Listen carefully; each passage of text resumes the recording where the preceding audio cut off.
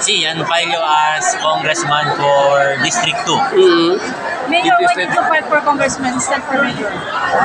Yes, para continuous el progreso y desarrollo na Zamboanga, no? Ay el mga proyekto di Congressman Manny Felipe debe kita continua para tuloy-tuloy el progress and development for Zamboanga City. Si Kong Manny siempre mayor. Yes, yes. ¿Quién es el vice mayor de ustedes? Councilor Vino Gingona. El both congressman. District For 1. District 1, si Vice Mayor Pinpin Pareha. 2. District 2.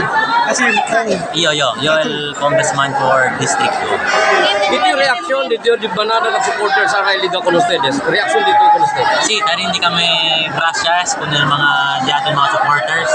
Kenyan natake na PCC para dale mira di la suporta. So bien alegre kita. David mucho kat beniki para dale mira suporta. What particular projects and programs you will bring for Zamboanga City and when you be elected as congressman for District 2? Yes, el diato pinaka-grande proyecto el airport. So kaya kita continua con ese para porsigarse. So recorrió as congressman for District 2 kay amos el uno del mga priority projects del diatong syudad. Kaya on delegat si Liba Progreso once tiniktan el Nego Airport.